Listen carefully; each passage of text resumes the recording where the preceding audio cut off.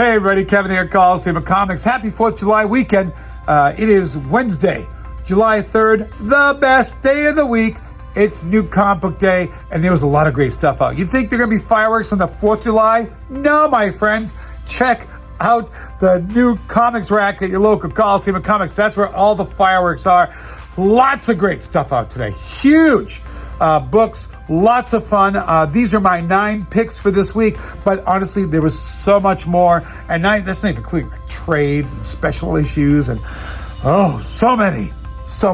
Well, let's get started with our friends over at DC. Hey, gang, it's summertime. What does that mean? You know what it means. The huge, big event.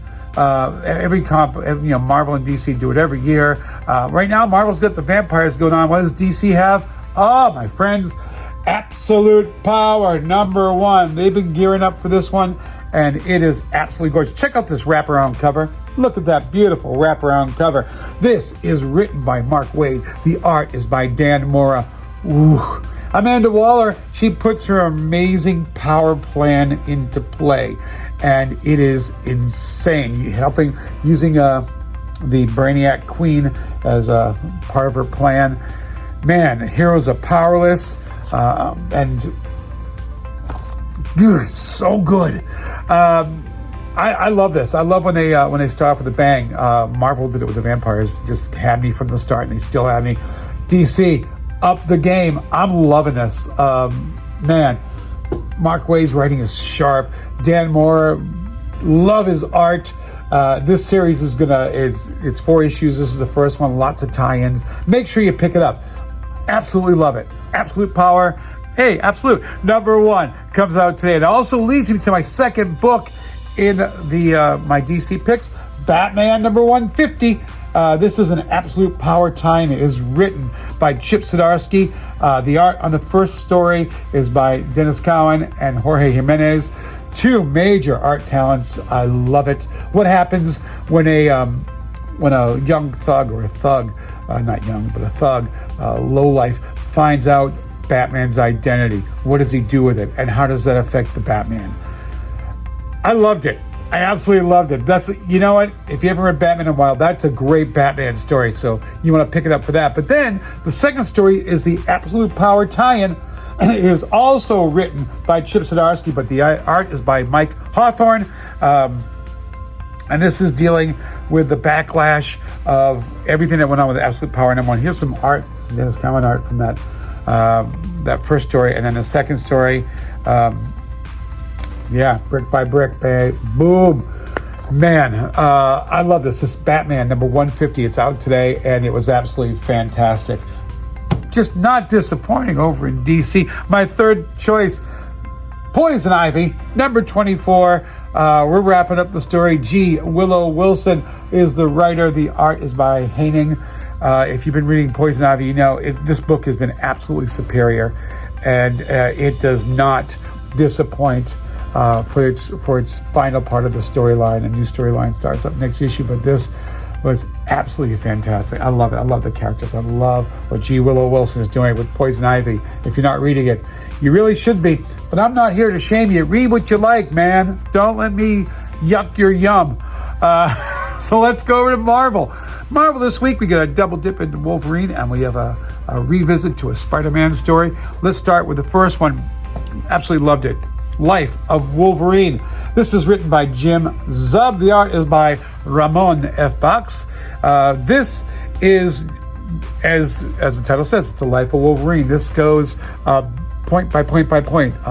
Mark Zub has taken all the storylines of Wolverine, and he's put them in the back. In the back, you can see where everything comes from. If you want to be the expert on Wolverine, if you want to know exactly what Wolverine is in the comics, this book right here, this is your one. It's a one-shot. It's definitely worth getting. I enjoyed the daylights out of this because, I thought I knew everything about Wolverine. Finds out I don't. And I read a lot of this stuff. This was great. From this, if you're a big X-Men fan, if you're a big Wolverine fan, and if you're one of those completist historians when it comes to superhero facts, this is your book, Life of Wolverine. Jim Zub. Man, dude, Jim. Shout out. This was absolutely a blast to read. Loved it.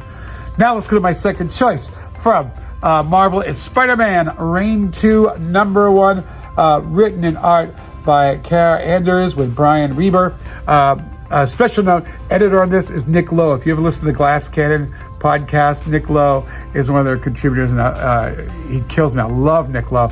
And the fact I saw his name in this, I was like, I'm going to give him a shout out. We're going back to Marty, we're going back to a dystopian future. If you ever read Spider-Man Reign, the first series, we're going back to that dystopian future. We got a new Black Cat. We find out what happened to Miles Morales. The art is insane. The story is insane. Man, just absolutely love this book. Spider-Man Reign 2, first issue. Make sure you check it out. It's great. Let's go to my third choice in Marvel. It is Wolverine Deep Cut number 1. Yes, sir, my friends. Written by Chris Claremont. Yes, the Chris Claremont. He's back. Art is by Edgar Salazar. Excuse me. This goes back. This is Wolverine takes a leave from the X-Men when they're back in the Australian outback. This goes back to X-Men, Uncanny X-Men 246. When was that, Kevin? Well, my friends, March 1989. We're going back. We're going back. We're going back with Marvel this week. March 1989, Uncanny X-Men, Wolverine took a leave of absence. This starts that storyline of what actually happened. Look at this. And you get it right after the Wolverine Kitty Pryde miniseries. That's in there too. God, loved it. Loved it. History. Those are my choices for Marvel. Some serious contenders for books of the week this week. But let's slide over to Independent. Independent Comics this week had a lot of great stuff. Hey gang, are you watching the Doctor Who? I love Doctor. I've been a Doctor Who fan forever. So when Titan Comics came out with Doctor Who, the 15th Doctor, number 1, I was like, yeah, let me see.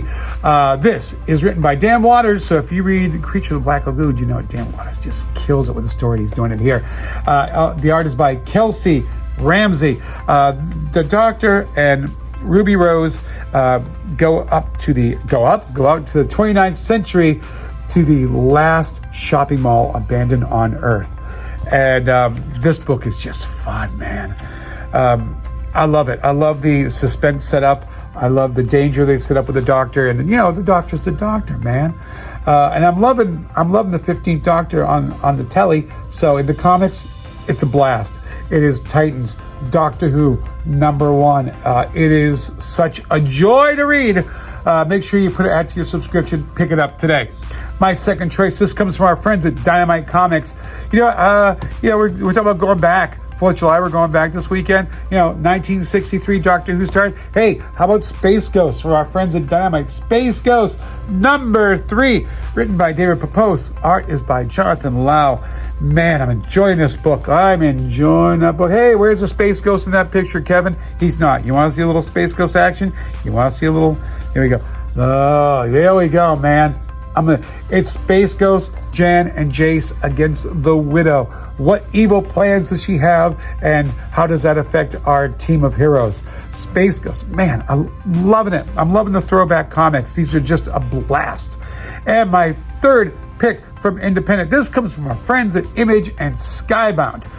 This is Scarlet number 2, written by Kelly Thompson. The art is by Marco Ferrari. Scarlet is continuing her mission. Is her covert mission? Has it become a suicide mission? I'm afraid it might be. I'm loving this book. Kelly Thompson. Boom. Bang. Killing it. Marco Ferrari. I'm loving the art. I don't want to spoil a lot here. But man, I'm just... You get involved with these characters. It's so well done. Gang, it's 4th of July weekend.